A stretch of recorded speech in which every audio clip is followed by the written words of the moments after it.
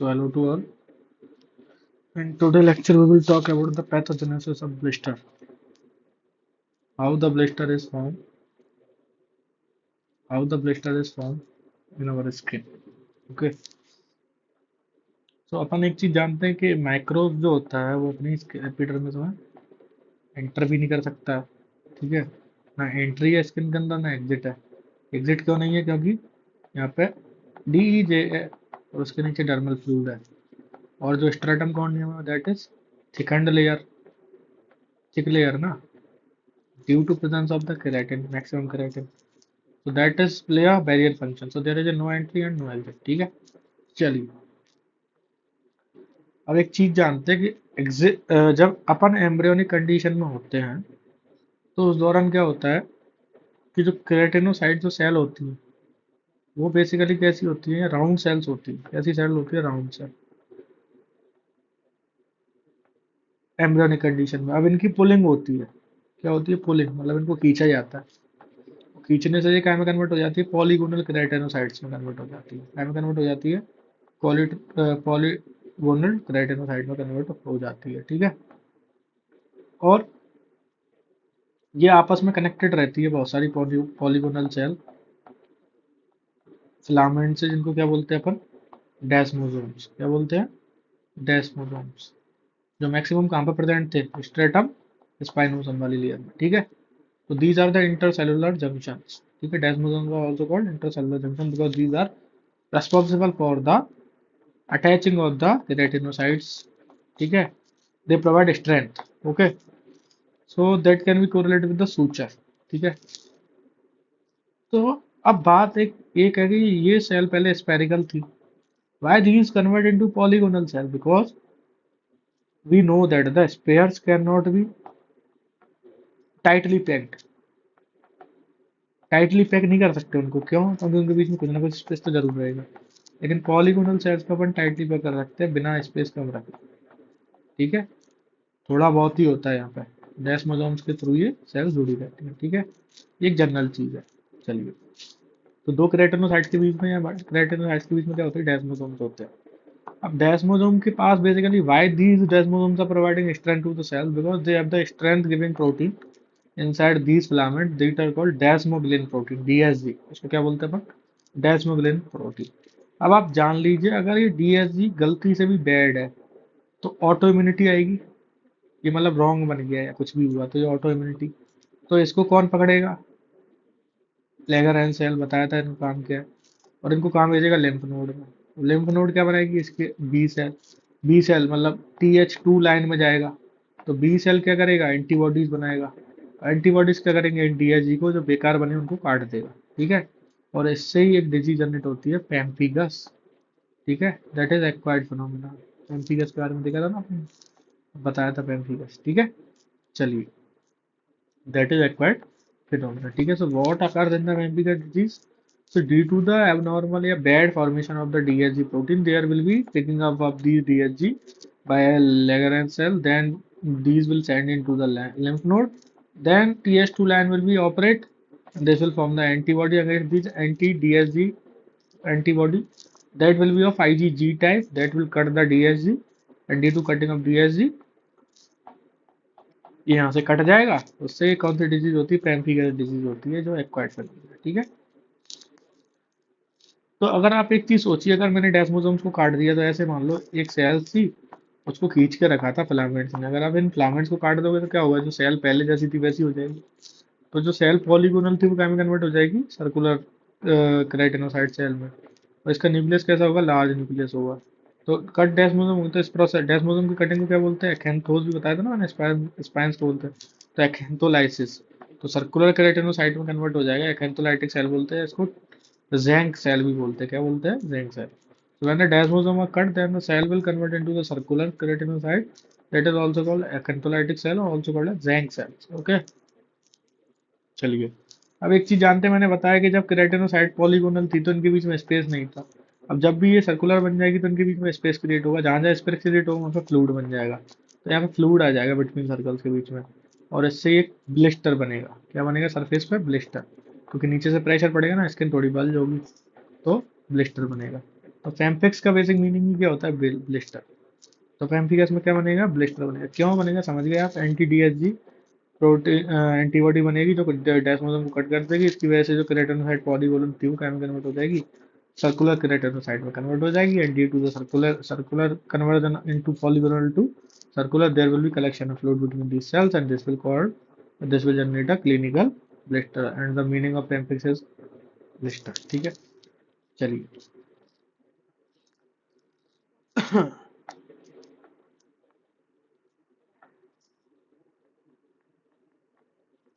अब एक और चीज जान लेते हैं। जो केराटिनोसाइट आपस में किससे जुड़ी होती है? डेस्मोसोम से जुड़ी होती है। जैसे तीन सेल है, ए बी एंड सी। तो जो सी वाली है दैट इज बेसल केराटिनोसाइट। ठीक है, तो डेस्मोसोम्स के पास में कौन सी प्रोटीन होती है? डीएचजी प्रोटीन होती है। अब जो बेसल केराटिनोसाइट होती है वो डर्मो एपिडर्मल जंक्शन से जुड़ी होती है हेमीडेस्मोसोम से। किससे जुड़ी होती है? हेमीडेस्मोसोम से। किससे? हेमीडेस्मोसोम से। अब इसको हेमी ऐसे याद रख सकते हो आप। डेस्मोसोम तो केराटिनोसाइट को जोड़ रहा है आपस में, दो केराटिनोसाइट्स के बीच में। हेमी आधा, मतलब इसने एक केराटिनोसाइट को डर्मो एपिडर्मल जंक्शन से जोड़ रखा है, इसलिए हेमीडेस्मोसोम। इसके पास एक प्रोटीन होता है बीपी 1 प्रोटीन। कौन सा प्रोटीन होता है?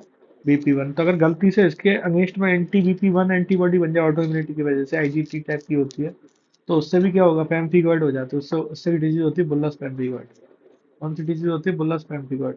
अब इसमें आप खुद सोचो, यहाँ पे फ्लूइड इकट्ठा हो जाएगा इसके नीचे, तो ये कौन सा ब्लिस्टर होगा? सब एपिडर्मल, क्योंकि जहाँ से कटिंग वहीं पे, यहाँ से कटिंग उसके बीच में फ्लूइड इकट्ठा हो जाएगा, तो इसको सब एपिडर्मल ब्लिस्टर बोलेंगे। अब ब्लिस्टर बेसिकली अगर 0.5 सेंटीमीटर से कम का होता है तो उसको बोलते हैं वेजिकल, और अगर 0.5 सेंटीमीटर से ज़्यादा का होता है तो उसको बोलते हैं बुल्ला। क्या बोलते हैं? बुल्ला। तो if the blister is from greater than 0.5 centimeter size then it is called bulla, and if the blister is less than 0.5 centimeter then it is called vesicle। ठीक है, तो what is occurring in the bullous pemphigoid? Due to the autoimmunity against the BP1 protein, antibody form against the BP1 protein and the hemidesmosome will be cut out, and due to cutting of the hemidesmosome there is a fluid collection between in the subepidermal area, and the subepidermal blister is occurred, that is what bullous pemphigoid। okay, चलिए अब बात करते हैं pemphigus के। दो type है basically, pemphigus फॉलिएसियस फॉलिएसियस और pemphigus vulgaris PV. Vulgaris का मतलब होता है कॉमन।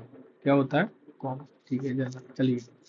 तो बेसिकली अगर अपन बात करें जो डेस्मोसोम होते हैं ना, डेस्मोसोम तो, अब डेस्मोसोम की प्रोटीन्स अलग अलग होती है। जो स्ट्रेटम कॉर्नियम के पास जो केराटिनोसाइड होंगी वहाँ पे जो प्रोटीन होती है बेसिकली डीएचजी 1 होती है, और जो स्ट्रेटम स्पाइनोसम के पास जो डेस्मोसोम पे प्रोटीन होती है उसको डीएचजी 3 बोलते हैं। ठीक है, तो बेसिकली डेस्मोसोम तो सब जगह, लेकिन प्रोटीन्स का फर्क है। तो स्ट्रेटम कॉर्नियम, स्ट्रेटम ग्रेनुलोसम। ठीक है, यहाँ की सेल्स आपस में जुड़ी थी। ये सपोज दैट स्ट्रेटम कॉर्नियम की ग्रेड और ये स्ट्रेटम ग्रेनुलोसम की। तो यहाँ पे कौन सा प्रोटीन है? डीएचजी 1 है, डेस्मोग्लोबिन 1 है। तो अगर गलती से इसके अगेंस्ट में एंटीबॉडी बन गई तो बताओ कहाँ से स्पेस क्रिएट होगा? यहाँ से। तो फ्लूइड कहाँ पे इकट्ठा हो जाएगा? सब स्ट्रेटम कॉर्नियम के जस्ट नीचे, तो फ्लूइड यहाँ पे इकट्ठा हो जाएगा। अब नीचे क्या होता है? डीएचजी 3 होता है। तो अगर एंटीबॉडी, तो ये स्ट्रेटम स्पाइनोसम की सेल और स्ट्रेटम बेसल ये आपस में कनेक्टेड है, डीएचजी 3 प्रोटीन है यहाँ पे डेस्मोसोम में। अगर यहाँ पे कट आउट हो गया तो फ्लूइड यहाँ पे इकट्ठा हो जाएगा, तो ये क्या हो जाएगा? स्पाइनोसम और बेसल के बीच में। तो पेम्फिगस फॉलिएसिस में यही होता है, डीएचजी 1 के खिलाफ एंटीबॉडी बनता है, उसकी वजह से सब कॉर्नियल डिजीज बोल रहे हैं इसको। सब क्यों? क्योंकि कॉर्नियल स्ट्रेटम कॉर्नियम के नीचे हो रहा है। पेम्फिगस वल्गैरिस को क्या बोलते हैं? सुपरा बेसल। क्यों? क्योंकि बेसल के ऊपर है। सब स्पैनस भी बोल दो, क्योंकि स्पैनोजम के नीचे, लेकिन यही मिलता है लिखा हुआ, तो सब बेसल बोलते हैं। सॉरी, सुपरा बेसल बोलते हैं, because the fluid collection between the stratum spinosum and basal, so it is above the basal, that's why it is called supra basal disease. ठीक है, तो पेम्फिगस फॉलिएसस में स्ट्रेटम कॉर्नियम और stratum granulosum के बीच में फ्लूइड कलेक्शन होगा, और पेम्फिगस वल्गैरिस में कहाँ पर होगा? स्ट्रेटम स्पाइनोसम स्ट्रेटम बेसल के बीच में फ्लूइड इकट्ठा होगा। तो इसको टॉम स्टोन अपीयरेंस बोलते हैं, क्योंकि यहाँ की सेल्स ऐसी दिखेंगी हमको, टॉम स्टोन, अलग अलग सी सेपरेशन। क्योंकि भाई ये ऊपर वाली देखो, ये ऊपर वाली स्ट्रेटम कौन है? स्ट्रेटम ग्रैनुलोसम स्ट्रेटम स्पाइनोसम, नीचे क्या? Stratum basal. ठीक है ना, तो यहाँ पे ये सेल्स अलग अलग दिखेंगी ना सारी। तो जैसे आप जाते ना, जैसे जो क्रिश्चियन लोग होते हैं तो वहाँ पे दफनाते हैं, वहाँ पे ऐसे निकले रहते हैं बहुत सारे मल्टीपल मिट्टी के से, तो उसको क्या बोलते हैं? टॉम स्टोन बोलते हैं। टॉम स्टोन समझ गए अब आप? जो दफनाते हैं ना क्रिश्चियन लोग, तो वहाँ पे एक समाधि टाइप की बना देते हैं। समाधि का उसको फूल वूल चढ़ाने जाते रहते हैं उनकी एनिवर्सरी पे, डेथ एनिवर्सरी पे। तो ऐसे मल्टीपल निकले रहते हैं ना, उसको क्या बोलते हैं, टॉम स्टोन बोलते हैं। तो इसकी टॉम स्टोन जैसी अपीयरेंस होती है। ठीक है, चलिए अब बात करते हैं कि जो जो केराटिनोसाइट्स होती हैं, इनके बीच में डेस्मोसोम तो फिलामेंट्स से इनको जोड़ रहे हैं, तो इनके बीच में कुछ सीमेंटिक मटेरियल भी होता है। तो ब्रिक होती है, ब्रिक होगी केराटिनोसाइट, और इनके बीच में सीमेंट लगा रहता है। सीमेंट इंटरसेलुलर सीमेंट होता है, ये लिपिड से बना होता है, और डेस्मोसोम इनको आपस में जोड़ने का काम करता है। ये फिलामेंट है। तो ये जो लिपिड्स होती हैं, ये जो इंटरसेलुलर सीमेंट होता है, ये कैसे बनाया जाता है, लेमिनल बॉडी से बनाया जाता है। इसको क्या बोलते हैं, ऑर्डलैंड बॉडी। जो केराटिनोसाइड होती है, बेसिकली जो केराटिनोसाइड होती है उसके अंदर एक बॉडी है जिसको बोल रहे हैं अपन लेमिलर बॉडी। क्या बोल रहे हैं, लेमिलर बॉडी। ये उल्टियां करती है सब सीमेंट की, एक उल्टियां करती है, सीमेंट की उल्टियां करती है। ठीक है, इस बॉडी का दूसरा नाम है ऑर्डलैंड। तो एक ऑर्डलैंड नाम का आदमी है केराटिनोसाइड के अंदर जो उल्टियां करता है, क्या है कि सीमेंट की। और वो सीमेंट क्या क्या बना हुआ है, लिपिड का बना हुआ है। क्या क्या बना हुआ है, लिपिड का। तो ये इसको क्या करती है, स्ट्रेंथ प्रोवाइड कराती है। तो अब पेम्पिकस डिजीज में क्या हो रहा था, डेस्मोसोम डिस्ट्रॉय हो रहे थे। अब एक डिजीज होती है एक्जिमा। क्या होता है एक्जिमा, या उसको डर्मेटाइटिस बोलते हैं, मतलब इन्फ्लामेशन ऑफ द डर्मा। तो सीमेंट, तो एक्जिमा के अंदर क्या होता है, सीमेंट एब्सेंट होता है। क्या एब्सेंट होता है, सीमेंट। तो केराटिनोसाइड जो होती है उनमें डेस्मोसोम तो नॉर्मल होंगे, लेकिन उनके सीमेंट गायब है। अब सीमेंट गायब होने से भी वहां पे स्पेस क्रिएट हो गया। तो वहां पे इसके बीच में क्या हुआ, फ्लूइड इकट्ठा हो जाएगा। तो यहाँ पे क्या मिलता है, इंट्रासेलुलर इडेमा मिलता है। That is also called as spongiosis. तो यहाँ पे फ्लूइड कहाँ पे मिलेगा, पॉलीगोनल केराटिनोसाइट्स के बीच में मिलेगा। यहाँ पे डेस्मोसोम्स नॉर्मल है।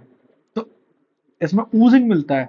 बेसिकली स्किन पे ऐसे क्रैक्स आ जाएंगे, और उन क्रैक्स को जब अगर तुम हाथ से कुछ टच करोगे तो उनमें से ब्लीडिंग या फिर फ्लूइड फ्लूइड बाहर निकलने लग जाएगा। तो ऊजिंग जैसा दिखेगा। क्यों, क्योंकि fluid is present in the intercellular space ना। Intercellular oedema present because there is absence of the क्या, सीमेंट ना। so that's why the fluid collection is between the space of the keratinocytes, that is called eczema. अब pemphigus में आप समझ गए डेस्मोसोम में problem हो रहा है। ठीक है, और एक्जेमा में क्या हो रहा है, सीमेंट में प्रॉब्लम हो रहा है। सही है, डेस्मोसोम यहाँ पे सही है। चलिए अब बात करते हैं नॉर्मल फिजियोलॉजी की। कि जो केराटिनोसाइड होती है ना, केराटिनोसाइड के अंदर फिलामेंट्स होते हैं, उनको बोलते हैं केराटिन फिलामेंट्स। कौन से फिलामेंट, केराटिन प्रोटीन। अब इनको जोड़ने का काम करती है एक प्रोटीन फ्लैग्रिन। क्या करता है, फ्लैग्रिन। तो फ्लैग्रिन नाम का एक बंदा है, फ्लैग्रिन। ठीक है, ऐसा लग रहा है कोई मार्वल सीरीज का कोई हीरो आ गया। तो फ्लैग्रिन नाम का बंदा है, वो क्या करता है, केराटिन को आपस में जोड़ के रखता है। हाँ भाई, जोड़े रहो। अब इसको काम करने के लिए डोज चाहिए। डोज का नाम है कैल्शियम। क्या चाहिए, कैल्शियम। तो फ्लैग्रिन ज्वाइन करता है केराटिन को। तो कैल्शियम कैसे आता है, सब कैल्शियम के लिए एक पंप लगा रखा है, इसको बोलते हैं कैल्शियम एटीपीएस पंप। जिससे कैल्शियम आता है और उस फ्लेग्रिन को मिलता है, फ्लेग्रिन में आपस में उनको जोड़ के रखता है ताकि स्ट्रेंथ प्रोवाइड हो सके। और डेस्मोसोम तो यहाँ पे है ही है स्ट्रेंथ प्रोवाइड कराने के लिए। तो अब आप सोचो कि जब ये कैल्शियम एटीपीएस पंप में कोई दिक्कत होगी तो कैल्शियम अंदर नहीं जा पाएगा, और जब कैल्शियम अंदर नहीं जा पाएगा तो फ्लेग्रिन ज्वाइन कर पाएगा कि केराटिन, केराटिन फिलामेंट्स को नहीं कर पाएगा। तो जो केराटिनोसाइड होंगी वो कैसी हो जाएंगी, वीक हो जाएंगी। कैसी हो जाएंगी, वीक। और वीक होने पे क्या होगा भाई, वो गोल बन जाएंगी, क्योंकि स्ट्रेंथ प्रोवाइड ही तो करा रहा है। तो अंदर से स्ट्रेंथ ही नहीं तो पॉलीगोनल की जगह वीक गोल बन जाएंगी। ठीक है, तो genetically if there is absence या protein calcium ATPase pump is absent then weak keratinocyte will be present. ठीक है, अब एक डिजीज होती है डेरियर डिजीज, और एक होती है हैली हैली। कौन सी डिजीज, हैली है। तो डेरियर को शॉर्ट में अपन डीडी बोलेंगे, हैली हैली को बोलेंगे एचएचटी। तो इन डायरिया डिजीज में बेसिकली क्या होता है कि म्यूटेशन हो जाता है कैल्शियम एटीपीएस पंप में। तो इसके वजह से केराटिनोसाइट कैसी होती है, वीक। और केराटिनोसाइट वीक होने पे एक ही ड्रामा करती है, वो बोलती है हम पॉलीगोनल से सर्कुलर बन जाएंगे। हम पॉलीगोनल से क्या बन जाएंगे, सर्कुलर बन जाएंगे। और जैसे ही सर्कुलर कैसी बनेगी तुम्हें पता है, वहां पे फ्लूइड इकट्ठा हो जाएगा। फ्लूइड इकट्ठा हुआ तो ब्लिस्टर बनेगा। क्या बनेगा, ब्लिस्टर बनेगा। तो ये बर्थ से होता है क्योंकि म्यूटेशन हो रहा है ना, इसलिए। चलिए, तो अब जो डायरिया डिजीज है ना, डायरिया डीडी है, डायरिया डिजीज है, उसको अपन केराटोसिस फॉलिकुलरिस कहते हैं। केराटोसिस तो ठीक है, करेक्ट है, क्योंकि present not as a blister but present with hyperkeratosis. यहाँ पे ब्लिस्टर नहीं मिलेगा, हाइपर केराटोसिस मिलेगा। क्यों मिलेगा अभी देखते हैं। क्योंकि मैंने अभी तक क्या बताया कि भाई पॉलीगोनल सेल क्या में कन्वर्ट हो जाएगी, स्पेरिकल में। तो वहां पे क्या होगा, ब्लिस्टर बनना चाहिए। क्या बनना चाहिए, ब्लिस्टर बनना चाहिए ना। Why this is called hyper keratosis, the follicularis is misnomer. Because यहाँ पे कोई फॉलिकल्स नहीं बनती है, कोई फॉलिकल्स नहीं बनती है। अब बेसिकली होता क्या है, जैसे ही हाइपरकेराटोसिस क्यों हो रहा है, मैंने बताया यहाँ पे कैल्शियम एटीपीएस जो पंप है वो इफेक्टिव है। तो इसके वजह से कैल्शियम अंदर जाएगा नहीं, तो फिलिग्रीन क्रेटिन फिलामेंट्स को जोड़ नहीं पाएगा, तो वीक क्रेटिन हो जाएगी। अब जो सर्कुलर केसी होती है, वीक केसी होती है, इसमें होता क्या है बेसिकली, कंपनसेटरी मैकेनिज्म चलता है बॉडी के अंदर। तो जो सर्कुलर केसी होता है उसमें कंपनसेटरी इंक्रीज हो जाता है फिलामेंट्स का, कैल्शियम फिलामेंट क्रेटिन फिलामेंट। उन्होंने बोला भाई साहब ये एक गुब्बारा है ऐसे मान लो, अब इसमें मैंने दो, मान के चलो, दो डंडे लगा रखे हैं छोटे छोटे, तो इसको मैं कंप्रेस करूंगा तो इतने कंप्रेस होंगे, मैंने डंडे बढ़ा दिए इसमें, मैंने सॉलिडिफाई कर दिया इसको अंदर से, भर भर के मटेरियल। अब इसमें कंप्रेशन दोगे तो नहीं हो पाएगा ना, तो इसका मतलब ये स्ट्रांग हो गया। तो यही कहानी है, क्रेटिन क्या होते हैं, कंपनसेटरी एक्शन की वजह से क्रेटिन फिलामेंट्स यहाँ पे बढ़ते हैं। ठीक है। अब जब क्रेटिन फिलामेंट बढ़ रहे हैं तो ब्लिस्टर नहीं दिखेंगे यहाँ पे। अब क्रेटिन बढ़ गया तो क्रेटिन को बढ़ने को क्या बोलते हैं, हाइपरकेराटोसिस। तो क्लिनिकली ऐसे स्किन पे ऐसे छोटे छोटे ब्लैक एरिया दिखेंगे आपको। ठीक है, जो हाइपरकेराटाइड एरिया होंगे, ठीक है ना। चलिए, और यहाँ पे क्या क्लिनिकल फीचर है, हाइपर केराटोटिक पेप्यूल्स मिलेंगे। पेप्यूल्स जानते हो, सॉलिड एलिवेशन होता है स्किन में लेस देन 5 सेंटीमीटर का। कितना होता है, लेस देन 5 सेंटीमीटर का एलिवेशन होता है। ठीक है। अब ब्लिस्टर मैंने बताया था 0.5 सेंटीमीटर से कम वाले को क्या बोलते हैं, वेजिकल। यहाँ पे फ्लूइड भरा रहेगा बेसिकली, ब्लिस्टर में फ्लूइड होगा, ठीक है, ध्यान रखना। और जो अपना क्या है, पेप्यूल है, वहाँ पे कोई फ्लूइड नहीं होगा, सॉलिड एलिवेशन होगा, ठीक है ना, सॉलिड एलिवेशन होगा स्किन में लेस देन 0.5 सेंटीमीटर।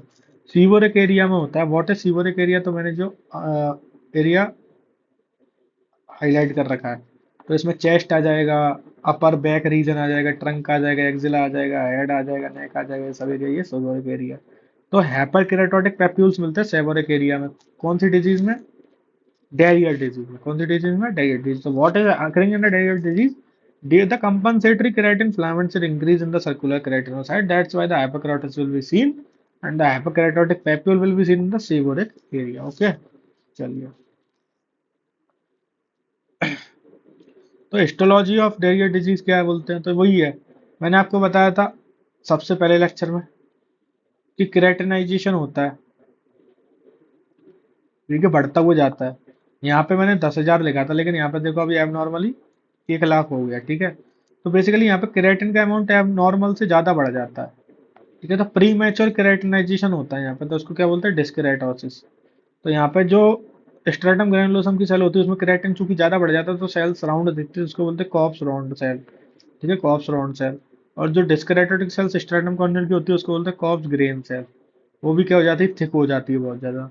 और यहाँ पे जो क्रेटिन प्रोटीन होता है वो नॉर्मल से ज़्यादा होता है, तो यहाँ प्री मैच्योर क्रेटिनाइजेशन होता है, इसको बोलते हैं डिस्केराटोसिस। क्या बोलते हैं, डिस्केराटोसिस। लेकिन जो हेली हेली डिजीज होती है इसमें कोई कंपनसेटरी हाइपरकेराटोसिस नहीं मिलता है, तो यहाँ पे क्या होगा, तो यहाँ पे प्रेजेंट होंगे ब्लिस्टर। इसमें क्या होता है, एचएचडी में कैल्शियम एटीपी 2C1 जीन में म्यूटेशन होता है, एक जीन होता है।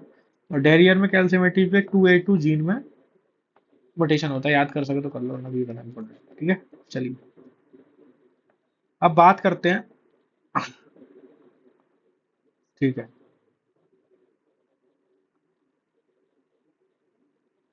अब कोई डिजीज ऐसी भी हो सकती है जहाँ पे क्या हुआ बेसिकली कि कोई क्रेटिन नहीं है, ठीक है, नो क्रेटिन 5-4 सिंस बर्थ, लेकिन डेस्मोसोम नॉर्मल है।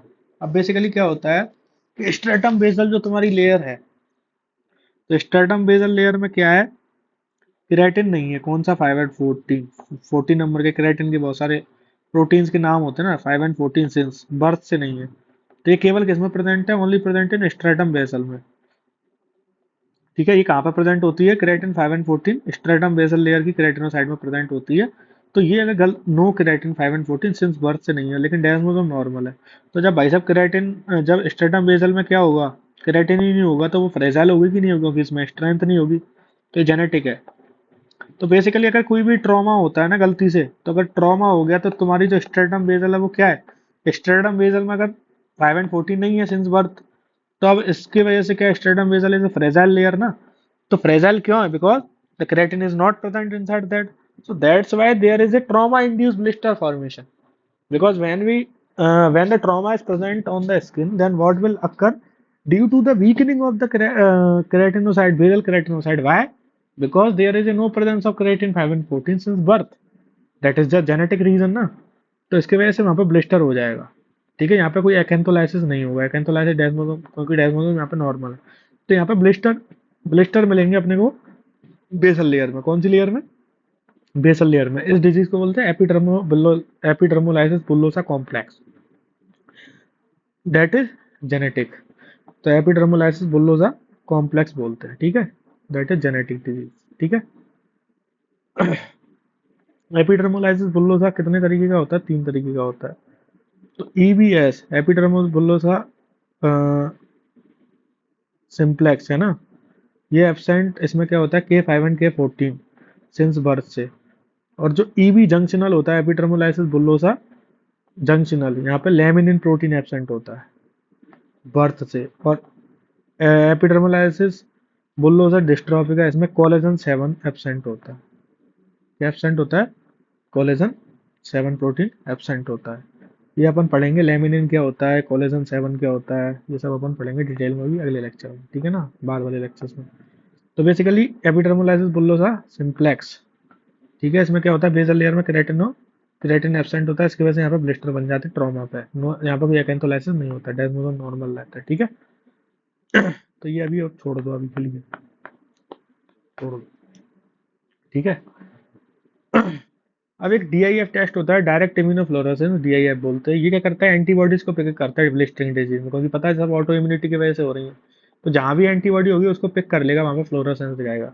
तो मैंने पैम्फिगस और बीपी में बताया था, पैम्फिगस में क्या हो रहा था, एंटी डीएचजी प्रोटीन बनना था, एंटीबॉडी बनने थे, तो ये डीआईएफ पॉजिटिव होगा। लेकिन एलईएलई डिजीज, ईबीएस, ईबीजे, ईबीडी, मतलब एपिडर्मोलाइसिस बुल्लोसा सिंप्लेक्स, एपिडर्मोलाइसिस बुल्लोसा जंक्शनल और एपिडर्मोलाइसिस बुल्लोसा डिस्ट्रॉफिका, यहाँ पे डीआईएफ नेगेटिव होगा, क्योंकि यहाँ पे कोई एंटीबॉडी नहीं बन रहा है, ठीक है, यहाँ पे कोई एंटीबॉडी नहीं बनना है, यहाँ पे जेनेटिकली प्रेजेंट है, क्रिएटिन एब्सेंट है, ठीक है ना, समझ गए। चलिए, तो ये था बेसिकली इस लेक्चर के बारे में। अभी और एक टेबल के बारे में और देखते हैं।